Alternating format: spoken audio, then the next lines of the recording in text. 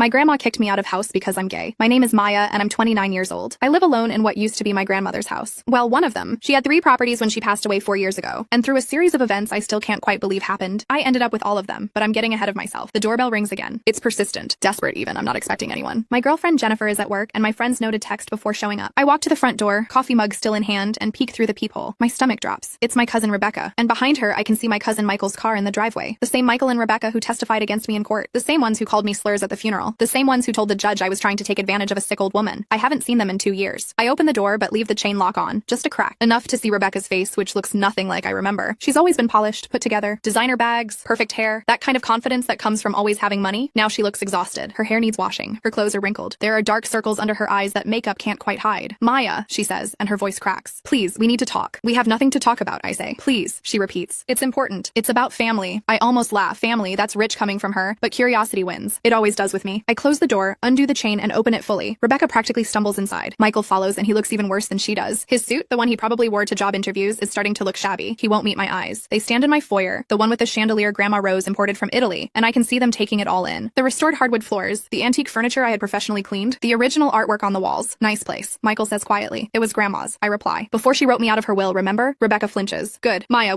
she starts, then stops. Takes a breath. We need your help. I sip my coffee. Wait. We lost everything, Michael says. The business failed. Rebecca's house was foreclosed on 6 months ago. I'm living in my car. We have nowhere else to go. And you came here. I let the statement hang in the air. Your family, Rebecca says. And there are tears in her eyes now. Real ones. Not the fake ones she cried in court. You won all of Grandma's money. Her properties. Everything. We're asking you to help us. Just until we get back on our feet. I set my coffee mug down on the entry table. Let me back up and tell you how I got here. 4 years ago, my Grandma Rose was diagnosed with stage 4 cancer. She was 83 years old and had been the matriarch of our family for as long as I could remember. After my parents died in a car accident when I was 8, she raised me. Just me and her in this big house, and I loved her more than anything in the world. She knew I was gay. I came out to her when I was 16, terrified she'd kick me out or disown me or any of the horrible things I'd read about online. Instead, she hugged me and said, "Baby girl, I've known since you were 5 years old and insisted on marrying the neighbor girl in a pretend ceremony in the backyard. I love you no matter what." That was Grandma Rose. Progressive, loving, accepting. She met Jennifer, my girlfriend, and adored her. Called her granddaughter-in-law even though we weren't married yet. Made her feel like family. But when Grandma got sick, everything changed. My Aunt Patricia, Rebecca's mom, moved in to help take care of her. Patricia had always been religious, the kind who goes to church 3 times a week and quotes scripture at family dinners. I'd had maybe 4 conversations with her my entire adult life. Within 2 weeks of moving in, Grandma Rose started acting differently toward me. I'd come to visit, and she'd be cold, distant. She stopped asking about Jennifer. When I brought her by, Grandma barely acknowledged her presence. Is everything okay? I asked one day, pulling Grandma aside. I'm just tired, sweetheart, she said, but she wouldn't look at me. 3 months later, Grandma Rose passed away. I held her hand when she died, and she didn't say anything, just squeezed my fingers once and closed her eyes. The funeral was a nightmare. My Aunt Patricia planned it all, and suddenly there were extended family members I'd never met coming up to me with these looks of pity and disgust mixed together. Cousins I'd played with as a kid wouldn't make eye contact. Rebecca cornered me at the reception. You should be ashamed of yourself, she hissed. What you put Grandma through in her final months. What are you talking about? I was genuinely confused. Your lifestyle, your choices. Mom said Grandma cried herself to sleep every night knowing you were going to hell. I wanted to throw my drink in her face. Instead, I walked away. The will reading was a week later. I sat in the lawyer's office expecting to inherit the house I'd grown up in. Maybe some of Grandma's jewelry, the pieces she'd always said would be mine. She'd told me dozens of times over the years that everything would go to me because I was the one who'd been there, who'd taken care of her before she got sick. The lawyer cleared his throat and read the will. Everything, and I mean everything, went to Patricia, the house, the 2 rental properties Grandma owned, her investment accounts, her life insurance policy, her jewelry, her car, her furniture. The will explicitly stated that I was to receive nothing because I had turned my back on family values and chosen a sinful path that goes against everything this family stands for. I couldn't breathe. The room spun. Those weren't Grandma's words. They couldn't be. When was this will written? I managed to ask. 2 months before Mrs. Henderson passed away, the lawyer said, not unkindly. He looked uncomfortable. 2 months. Right around the time Patricia moved in. I stood up and walked out. I didn't go to my apartment. I drove to the beach and sat in my car and screamed until my throat was raw. Jennifer found me there 3 hours later. I texted her the basics. She held me while I cried and told me we'd figure it out. This isn't right, she kept saying. This isn't like her. And she was right. It wasn't. I spent 2 weeks in a fog. Grieving Grandma. Grieving what I thought our relationship was. Questioning everything. Then Jennifer came home with a business card. I talked to my uncle, she said. He's a lawyer. He wants to meet with you. I can't afford a lawyer, I said. He'll work on contingency. Maya, he thinks you have a case. Her uncle, David Chen, was the estate litigation specialist. I met with him in his office, told him everything. He listened, took notes, asked questions. Did your grandmother exhibit any signs of cognitive decline? He asked. I thought about it. She was confused sometimes. She'd forget conversations we'd had. One time she called me by my mother's name. And your aunt moved in right around the time the behavior changed? Yes. He leaned back in his chair. Maya, I think your grandmother was subjected to undue influence, possibly coercion. We can contest this will, but she signed it, I said. It's legal. Legal doesn't always mean right, and there are grounds to challenge it. The timing, the complete change in her stated wishes, the fact that she was elderly and ill and under the care of the person who benefited most from the new will. It'll tear the family apart, I said. David looked at me seriously. It sounds like they already did that. So I filed the contest, and all hell broke loose. Patricia hired a lawyer, a good one, expensive. She filed countersuit lawsuit claiming I was slandering Grandma's name and trying to profit from her death. Rebecca and Michael both gave depositions claiming I'd been distant from Grandma in her final years, that I'd brought my lifestyle around her despite her objections, that I'd made her uncomfortable and upset. They lied. They flat out lied under oath. The case took 18 months. 18 months of depositions, of gathering evidence, of watching my aunt and cousins paint me as some kind of predatory monster who'd corrupted their poor, innocent grandmother. But David was thorough. He found Grandma's old journals, the ones she'd kept for decades. In them, she wrote about how proud she was of me, how much she loved Jennifer, how she wanted us to have the house after she was gone. The last entry before Patricia moved in talked about updating her will to make sure I was taken care of. There were no entries after Patricia arrived. David also found something else. Medical records that Patricia had tried to keep sealed. They showed that in the 2 months before Grandma died, she was on heavy pain medication that could cause confusion and memory issues. The same 2 months the new will was written. He found witnesses too. Grandma's home health aide testified that Patricia had isolated Grandma from visitors, that she'd heard Patricia telling Grandma that I didn't love her anymore, that I was ashamed of her, that I'd moved away and started a new life that didn't include her. All lies. The aide said she tried to tell me once, but Patricia fired her before she could. Finally, David tracked down the lawyer who'd drafted the new will. Under questioning, he admitted that Patricia had been present for the entire meeting, that she'd done most of the talking, that Grandma Rose had seemed confused and kept asking where I was. He said he'd had doubts about her capacity to understand what she was signing, but Patricia had pushed him to proceed. The trial lasted 3 weeks. I had to sit there and listen to my family describe me as manipulative, greedy, immoral. Rebecca cried on the stand talking about how Grandma had confided in her about her disappointment in me. She said she prayed every night that Maya would change. Rebecca testified that she'd give up her sinful lifestyle and come back to the family. It was such bullshit. Grandma Rose hadn't prayed a day in her life. She used to joke that she was more spiritual than religious and that organized religion made her itch, but I had to sit there and take it. Then it was our turn. David called the home health aide. He entered the journals into evidence. He brought in an expert witness on elder abuse and undue influence. He put me on the stand. Tell me about your grandmother, he said, and I did. I told the court about growing up with her, about the bedtime stories and the Sunday morning pancakes, about how she taught me to drive in her ancient Cadillac and laughed when I hit the mailbox, about coming out to her and her acceptance, about bringing Jennifer home and Grandma immediately planning our future wedding. Did your grandmother ever express disapproval of your relationship? David asked. Never, I said. Not once. Did she ever express religious concerns about your sexuality? No. She told me love was love and that anyone who said differently was selling something. I saw Patricia's lawyer object, but the judge overruled it. The closing arguments took a full day. Patricia's lawyer painted me as an ungrateful grandchild, trying to overturn the wishes of a dying woman. David painted Patricia as a manipulator who'd taken advantage of her sick, elderly mother for financial gain. Then we waited. The judge took 2 weeks to make a decision. When the ruling came down, I was at work. I was managing a small bookstore at the time, barely making rent on my tiny apartment. Jennifer had picked up extra shifts at the hospital to help cover legal costs that contingency didn't. David called me himself, Maya, he said, and I could hear the smile in his voice. We won everything. I had to sit down. My manager found me crying in the stockroom and thought someone had died. In a way, someone had. The version of my family I'd been holding on to, the judge's ruling was scathing. He found clear evidence of undue influence and elder abuse. He invalidated the contested will entirely and reverted to Grandma Rose's previous will, the one she'd made 10 years earlier. That will left everything to me, not just the house. All 3 properties, the investment accounts, the life insurance, everything. Patricia had to vacate the house within 30 days. She was also ordered to pay back any funds she'd withdrawn from Grandma's accounts, which totaled over $100,000 she'd spent on estate expenses that looked suspiciously like designer clothes and a new car. The judge also ordered her to pay my legal fees. Rebecca called me screaming. I let it go to voicemail. She said I was disgusting, that I'd stolen from a dead woman, that karma would get me. Michael sent a text. Just one line. You've destroyed this family. I blocked them both. Patricia tried to appeal. It was denied. She had to sell her own house to pay back the money and cover the legal fees. I inherited everything on what would have been Grandma Rose's 85th birthday. Walking into that house, the one I'd grown up in, knowing it was really mine felt surreal. Patricia had changed things, repainted, replaced Grandma's furniture with modern pieces, taken down the photos of me. I spent 6 months restoring it. I hired professionals to help me find Grandma's original furniture in storage. I repainted every room back to the colors she'd chosen. I hung up the photos of us. I made it home again. The rental properties provided steady income, enough that I could quit the bookstore and work on something I actually loved. I started a nonprofit helping LGBTQ+ youth who'd been kicked out by their families. Grandma Rose would have loved that. Jennifer moved in with me a year after the trial. We got married in the backyard, the same spot where I'd married the neighbor girl when I was 5. I wished more than anything that Grandma could have been there. I used some of the inheritance to set up a scholarship fund in Grandma's name. Full ride to college for LGBTQ+ kids from religious families. My Aunt Patricia never spoke to me again. I heard through mutual acquaintances that she'd moved to another state, that she'd had some kind of breakdown after the trial. I didn't feel bad for her. Rebecca and Michael disappeared from my life completely. I saw occasional social media posts. Rebecca had started some kind of boutique consulting business. Michael was working in finance. They looked successful, happy. I moved on, built a life, found peace. That was 2 years ago, and now they're standing in my foyer asking for help. Why should I help you? I ask Rebecca now. You testified against me in court. You called me slurs at Grandma's funeral. You tried to take everything from me. We were wrong, Michael says. We know that now. We were young and stupid, and we listened to my mom. Don't blame Patricia. I cut him off. You were 25 and 23, old enough to know better, old enough to make your own choices. You're right, Rebecca says. You're completely right. We were awful to you. But Maya, we're desperate. Michael is literally living in his car. I've been staying in shelters. We have nothing, and you have 3 properties. I have 3 properties that Grandma Rose wanted me to have, I say. The same properties you tried to keep from me. Please, Michael says. Just let us stay here for a few months. We'll pay rent as soon as we can. We'll do maintenance work. Whatever you need. I look at them both. Really look at them, and I see it. The desperation, the shame, the complete reversal of everything they thought their lives would be. Part of me, a small petty petty part feels satisfied. This is karma. This is justice. But there's another part. The part that remembers being kids together. Playing in this very house while Grandma made lemonade in the kitchen. The part that remembers Michael teaching me to ride a bike. Rebecca braiding my hair before school pictures. Before everything got complicated. Before Patricia poisoned them. Before they chose hate over family. How did you lose everything? I ask. They look at each other. Rebecca speaks first. The consulting business was a front, she says quietly. I was actually helping Mom with something. An investment scheme. It wasn't legal. When it got investigated, I lost everything. The house, my savings, everything went to legal fees and restitution. My eyes widen. Patricia ran a scam? She said it was fine. Rebecca's voice is barely a whisper. She said we deserved to make money after what you'd taken from us. I believed her. And you? I turned to Michael. He runs a hand through his greasy hair. I made some bad investments. Took some risks. I was angry after the trial. Angry that you got everything. I wanted to prove I could be just as successful without family money. Instead, I lost everything I had. My job, my apartment, my savings, everything. And Patricia? I ask. Prison, Michael says flatly. 18 months. She's been out for 3 months now. She lives with her sister in Florida. I take this all in. Process it. Did you know, I ask, when you testified against me? Did you know Patricia had manipulated Grandma? Silence stretches between us. Finally, Rebecca speaks. I suspected, she admits. Mom was always so controlling. And the way she kept you away from Grandma those last few months, it didn't feel right. But I told myself you deserved it for your lifestyle. I was raised to think it was wrong. And when Mom said Grandma was disappointed in you, I wanted to believe it. It made things simpler. Simpler, I repeat. The word tastes bitter. I'm sorry, she says. And now she's really crying. I'm so sorry. What we did was unforgivable. I know that. But I've had 2 years of my life falling apart to think about it, to realize how brainwashed I was. How hateful. I was wrong, Maya. I was completely wrong about everything. Michael nods. Me too. I've had a lot of time sitting in my car at night to think about things. About how I treated you. About how I let Mom turn me into someone I'm not. Someone Grandma would have been ashamed of. I want to stay hard. Want to turn them away. Want to slam the door in their faces and let them figure out their own problems. But I can't, because despite everything, I hear Grandma's voice in my head. The real Grandma, not the one Patricia created. Baby girl, she used to say. Being hurt by someone doesn't give you permission to hurt them back. The high road is lonely sometimes, but the view is better. I take a deep breath. I'm not letting you live here, I say. Their faces fall. But, I continue, I own a rental property about 20 minutes from here. It's a 2-bedroom apartment. The current tenant just moved out. You can stay there. Rent-free for 3 months while you get back on your feet. They stare at me. I don't understand, Rebecca says. 3 months? I repeat. After that, you pay market rate rent. You keep the place clean. No drugs, no illegal activity, no drama. You get jobs. You get your lives together. And if you miss a single payment after those 3 months, you're out. Deal? Deal, Michael says immediately. Why? Rebecca asks. After everything we did to you, why would you help us? Because Grandma Rose would want me to. I say simply. Not the version Patricia created. The real her. The one who believed in second chances and family and doing the right thing even when it's hard. And because you're right, we were family once. Before all this. Maybe we can't go back to that, but maybe we can move forward to something different. Rebecca starts sobbing. Actually sobbing. Michael isn't far behind. Thank you, Rebecca gasps. Thank you, thank you, thank you. Don't thank me yet, I say. I'm serious about the rules. One mess up and you're out. I'm doing this once. Just once. They nod frantically. I text my property manager about preparing the apartment. Then I make them coffee while we wait for the keys to be dropped off. We don't talk much. The air is too heavy with everything unsaid. But Michael does ask about Jennifer. How is she? He says. Your wife. Good, I say. We're happy. I'm glad, he says. And he sounds like he means it. I'm sorry I never got to know her. I'm sorry I was such a jerk at the funeral. Yeah, you were. I agree. There's no point in sugarcoating it. If it's okay, Rebecca says hesitantly, maybe sometime we could. I'd like to apologize to her too. In person. Maybe, I say. We'll see. The keys arrive. I hand them over along with the address. There's furniture, I tell them. Basic stuff. Dishes, linens, everything you need. I'll have some groceries delivered tomorrow. You don't have to. Michael starts. I know I don't have to. I interrupt. But I'm going to anyway. They leave, thanking me over and over. I close the door behind them and lean against it. My phone buzzes. It's Jennifer. Hey babe, she says when I answer. How's your day? You won't believe what just happened. I tell her. I explain everything. She listens quietly. Are you okay? She asks when I finish. I don't know. I admit. Part of me feels good about helping them. Part of me feels stupid. Like I'm being taken advantage of again. You're not stupid, Jennifer says firmly. You're kind. There's a difference. And you set boundaries. That's important. I keep thinking about Grandma, I say. About what she'd want me to do. I think you did exactly what she'd want, Jennifer says. You were the bigger person. You helped when you didn't have to, but you also protected yourself. She'd be proud. I feel tears starting. I miss her. I know, baby. I know. We talk for a few more minutes before she has to get back to work. I hang up and walk through the house, touching familiar things. Grandma's china cabinet. The grandfather clock in the hallway. The painting of the ocean she loved so much. This house holds so many memories. Some painful now. Tainted by Patricia's manipulation. But mostly good. Mostly filled with love. I think about the journals David found during the trial. The one entry I haven't mentioned to anyone, not even Jennifer, was from about a year before Grandma got sick. It said, Maya came by today with Jennifer. They looked so happy together. So in love. It reminds me of how I felt with George before he passed. I told Maya she'll inherit everything. Not because she's my only grandchild who stuck around, though she is, but because she's the only one who loves me for me, not for what I have. Patricia only calls when she needs money. Rebecca and Michael barely visit, but Maya comes every Sunday. Brings me flowers. Tells me stories. She doesn't want anything from me except my company. That's real love. Reading that in court in front of everyone nearly broke me, but it also validated everything I felt. Everything I knew. Grandma Rose loved me. The real me. Not despite who I was, but including all of it. Patricia tried to steal that. Tried to rewrite history. Tried to make my love conditional when it never was, but she failed. 3 months pass. Rebecca and Michael keep to their word. They both find jobs. Nothing glamorous. Rebecca works at a department store. Michael does data entry for a logistics company, but they're working. They're trying. I see them occasionally. They stop by to drop off rent checks even though they're not due yet. To show me they're serious, Rebecca asks about the nonprofit. I tell her about it cautiously. She asks if she can volunteer. I say maybe, but she needs to prove herself first. Michael asks about Grandma's journals. If he can read them, I think about about saying no, but I give him copies of a few entries, the ones that mention him as a kid, playing in the yard, grandma teaching him to bake cookies. He reads them standing in my driveway and cries. I forgot, he says. I forgot how much she loved us, how much she loved all of us before mom got in her head. She never stopped loving you, I tell him, even at the end. She just couldn't see clearly anymore. Jennifer meets them officially 4 months after they moved into the apartment. It's awkward. They apologize to her, stumbling over their words. She's polite but cool. Later, she tells me, I don't trust them yet, but I trust you, and I respect what you're doing. That's enough for me. 6 months after they move in, Rebecca gets promoted. Michael finds a better paying job. They ask if they can sign a proper lease. Start paying full rent. I drop the papers. We meet at my house to sign them. It feels official. Real. I want to say something, Rebecca says after we finish. Not an excuse. Just an explanation. I nod for her to continue. Growing up, mom was always comparing us to you, she says. You were the good one. The one grandma loved most. The one who could do no wrong. We resented you for it, even though it wasn't your fault. And when you came out, mom finally had something to use against you. A way to make grandma see you as flawed too. But grandma didn't see me as flawed, I say. No, Rebecca agrees. She didn't. That's what mom couldn't stand. So she manipulated her, changed her medications, isolated her, kept you away. I didn't realize how bad it was until the trial, until I heard the evidence. And by then I was in too deep. I'd already testified, already committed to the lie. You could have recanted, I point out. You could have told the truth. I know, she says. I was a coward. I was afraid of what it would mean. Afraid of mom's reaction. Afraid of admitting I was wrong. I chose pride over integrity. Michael nods. Me too, and I'm sorry. I can't say it enough. I'm sorry. I look at them both. These people who were strangers pretending to be family, now trying to find their way back to something real. I forgive you, I say. Rebecca's eyes widen. You do? I do, I confirm. Not because you deserve it, but because I deserve peace. And I can't have peace while holding on to hate. Grandma taught me that. We don't hug. We're not there yet. Maybe we never will be, but it's a start. A year after they moved in, I get a call from the prison where Patricia is serving her sentence. She wants to see me. I haven't spoken to her since the trial. Haven't thought about her if I could help it. Why? I ask the woman on the phone. She says she has something to tell you about your grandmother. Something important. I almost hang up. Almost say no, but curiosity wins again. I drive to the prison on a Saturday morning. Jennifer offers to come with me, but I need to do this alone. The visiting room is exactly like in movies. Gray walls, metal tables, guards watching everything. Patricia looks old. She's 62 but could pass for 75. Prison has not been kind to her. She sits down across from me, doesn't smile, doesn't speak. I wait. Thank you for coming, she finally says. I don't respond. I need to tell you something, she continues. About your grandmother. About what happened. I know what happened, I say. You manipulated her. You stole from me. You got caught? Yes, she agrees, but there's more. Something that came out during my trial. Something I need you to know. I lean back, cross my arms. I'm listening. Patricia takes a shaky breath. My lawyer found medical records from when mom was young. In her 20s. Okay, I say slowly. She had a daughter, Patricia says. Before she married your grandfather, she was 19, unmarried. In those days, that was scandalous. Her parents forced her to give the baby up for adoption. I feel my chest tighten. What? She had a daughter she gave away, Patricia repeats. And she never forgave herself. Never stopped thinking about her. My lawyer found letters she wrote to adoption agencies, trying to find her, trying to make contact. Why are you telling me this? I ask. Because the daughter found her, Patricia says. About 6 years before mom died, they reunited, had a relationship. My mind is spinning. Grandma had another daughter, a secret daughter. Who was she? I ask. Patricia meets my eyes. Jennifer's mother. The room tilts. What? I can barely speak. Jennifer's mother was mom's biological daughter, Patricia says, which makes Jennifer mom's biological granddaughter. And she pauses. Your cousin, I guess. First cousin if you're counting. I can't breathe. Can't think. You're lying, I say. I'm not, Patricia says. My lawyer has the DNA tests, the adoption records, everything. Mom reconnected with her in secret. They had a relationship for years. That's how you met Jennifer, isn't it? Working at that community center? I nod numbly. I had met Jennifer volunteering at an LGBTQ+ youth center. She was a nurse there, providing free health services. We'd started talking, became friends, fell in love. Mom set it up, Patricia says. She arranged for both of you to be there. She wanted you to meet, wanted her granddaughters to know each other, but she never told us, I say. No, Patricia agrees. She was going to. She told me before I moved in. She was planning to tell you both together, after she updated her will to include Jennifer. That's what the lawyer meeting was supposed to be about, adding Jennifer as a beneficiary alongside you. I feel sick, but you stopped her. I did, Patricia admits. I convinced her to wait, told her it was too much to process while she was sick, and then I convinced her to change the will entirely, to cut you out. I told myself I deserved it, that I'd been the one taking care of her all those years, but really I was jealous. Jealous that she loved you and Jennifer more than she ever loved me. Tears are running down my face. Does Jennifer know? I don't know, Patricia says. Her mother might have told her before she passed away. Or maybe not. That's not why I'm telling you this. Then why? I demand. Because I need you to know that mom's love for you was real, Patricia says. Even when I was manipulating her, even when she was confused and scared, she loved you. She fought me on the will changes, kept asking where you were, kept saying you needed to be taken care of. The day she died, the last thing she said was your name. I'm full on sobbing now. A guard steps forward, but I wave them off. I destroyed that, Patricia continues. I destroyed her final months. I kept you away from her when she needed you most. I stole her last coherent days, and I need you to know I'm sorry. I know it doesn't change anything. I know you'll never forgive me, but I need to say it. I'm sorry, Maya. I'm so sorry. I stand up. I need to leave. Need to process this. Need to talk to Jennifer. One more thing, Patricia calls as I turn to go. I look back. Mom left something for you. Hidden. She told me about it before she got really confused. It's in the house. In the library. Behind the loose brick in the fireplace. What is it? I ask. Letters, Patricia says. To you and Jennifer. Telling you everything. Explaining the whole story. She wrote them over the years. One for each of you every birthday. Every Christmas. She was saving them. Planning to give them to you together when she told you the truth. I walk out without another word. I drive home in a daze. Jennifer is there, working on her laptop in the living room. How did it go? She asks, then sees my face. Maya, what happened? I need to tell you something, I say. And you need to sit down. I tell her everything. The secret daughter, the reunion, the DNA tests, the fact that we're cousins. She goes pale. That's not possible. Patricia wouldn't lie about this, I say. Not now. What would be the point? Jennifer's Jennifer's hands are shaking. My mom never said anything. Maybe she didn't know, I offer. Or maybe she was waiting for the right time. Or maybe she knew and didn't want to tell me I fell in love with my cousin, Jennifer says. And there's an edge of hysteria in her voice. First cousin, I correct. And we didn't know. We couldn't have known. Oh my God, Jennifer says. She stands up, sits down, stands up again. Oh my God, Maya, what does this mean? I don't know, I admit. But Patricia said Grandma left letters for both of us, hidden in the house. We go to the library together. The fireplace is original, built in the 1920s. I've never had a reason to examine it closely, but sure enough, there's a loose brick. It takes us 20 minutes to figure out which one. When we finally pull it out, there's a metal box behind it. Inside are dozens of envelopes, all addressed to me or Jennifer in Grandma's handwriting. We sit on the floor and read them together. The first one is dated 20 years ago, before I even knew Jennifer existed. To my darling granddaughter Maya, it reads, "Today you turned 9 years old. I watched you blow out your candles and make a wish. You wouldn't tell me what you wished for, but I could guess. You wished that your parents were still alive, that things were different. But sweetheart, I need you to know something. Your parents loved you so much, and I love you too. More than I ever thought possible. You are my light, my joy, my second chance at getting it right. I failed with my first daughter. I let my parents pressure me into giving her away. I was young and scared and weak, but I found her again. I found Sarah, and she's wonderful. She has a daughter now too. Her name is Jennifer. One day I hope you two will meet. I hope you'll be friends. I hope you'll know each other as the family you are. But for now, I'm just grateful to have you. Happy birthday, my sweet girl. Love, Grandma." Jennifer is reading a letter addressed to her. Her hands are trembling. Mine says she met my mom when I was 6. She says that she wanted to be part of my life, but my mom wasn't ready. That they agreed to take it slow, to build a relationship first. We read letter after letter, years of them. Grandma documenting our lives separately, always holding on to the hope that someday we'd know the truth. The last letter is dated a week before she died. Her handwriting is shaky but readable. To Maya and Jennifer, it says, "If you're reading this, it means I didn't get to tell you myself. I'm sorry for that. I'm sorry for a lot of things, but I'm not sorry that you found each other. When I learned you'd met, that you'd fallen in love, I was overjoyed. Yes, you're cousins, but you're also two people who found each other in this big, scary world, who love each other, who make each other happy. And isn't that what matters? I know some people would say it's wrong, but I don't believe that. Love is love, my darlings. And the love between you is real and beautiful and pure. Don't let anyone tell you differently. Not even me being gone should change that. You are my granddaughters, both of you. You are family in every way that matters. And I love you both more than words can say. Live your lives, be happy, take care of each other, and know that wherever I am, I'm watching over you both with joy in my heart. All my love, Grandma Rose." We sit in silence for a long time. We're cousins, Jennifer finally says. Yeah, I agree. First cousins. Yeah. Is that